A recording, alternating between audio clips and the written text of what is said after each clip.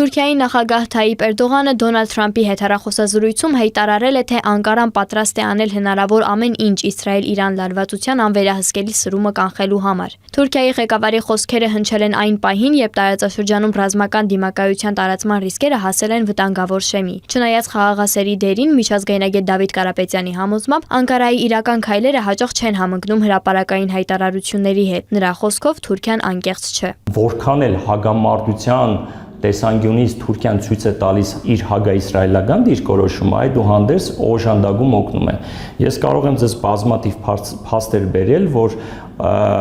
Թուրքիայի օդային տարածքը եւս օգտագործվել է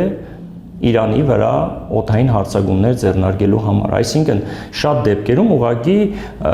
Ռեջեփ Թայիպ Էրդողանը ընդամենը դեմոնստրացնում է իր հագաիսրայելական դիրքորոշումը, բայց արույտես այլ քաղաքականություն է վարում։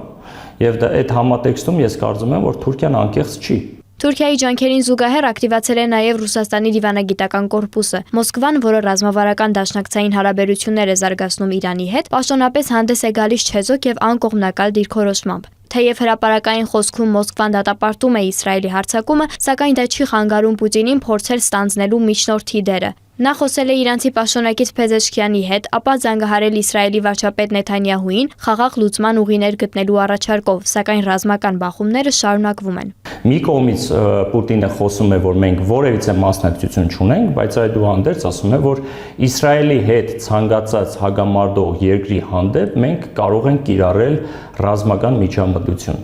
Առավել եւս, եթե ինչ-որ բարձրաստիճան ղեկավարի կողմից հնչում է հայտարարություն, որ Միացյալ Նահանգները եւս մասնագիծ են այս կոնֆլիկտին։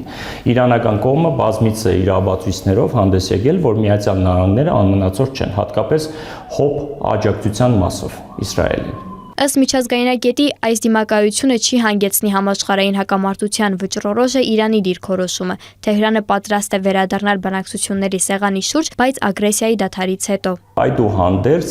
մանավանդ եթե կողմերից մեկը իսկ Իրանը պատրաստ է օր առաջ միջուկային պայմանավորվածություններին հետ վերադառնալ եւ բանակցությունների սեղան նստել, ես կարծում եմ, որ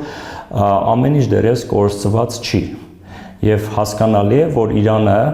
որքան էլ փորձում է իր պաշտպանական անվտանգային համակարգով ցույց տալ, որ դերևս ունակ է սեփական երկիրը տարածքը ապահովել եւ հարձակումներից զսպել, այդուհանդերձ մենք տեսնում ենք, որ նրանք պատրաստակամություն ունեն սեղանի շուրջ դիվանագիտական ուղիներով, բոլոր մեխանիզմներով խաղաղության հաստատման ճանապարհին վերադառնալ։ Միջազգայնագետը վստահ է, քանի դեռ Իրանը պատրաստ է վերադառնալ բանակցային դաշտ, գլոբալ պատերազմից խուսափելու հնարավորությունը դեռ մնում է, սակայն տեղեկատվական դաշտում օբյեկտիվության պակասը շարունակում է խոչընդոտել կոնֆլիկտի իրական պատկերի ընկալմանը։ Իրանա-իսրայելական կոնֆլիկտը, որպես այդպեսին իհարկե լուսաբանվում է, մաքսիմալ լուսաբանվում է,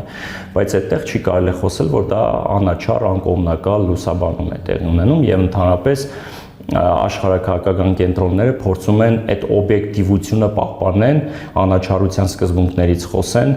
Այս պայմաններում ըստ Դավիթ Կարապետյանի ամեն քայլ եւ հայտարարություն կարող է վճռորոշ բեկում մտցնել ռազմական բախման մեջ։ Աննա Հարությունյան, Դավիթ Եղիազարյան, Reopen Media։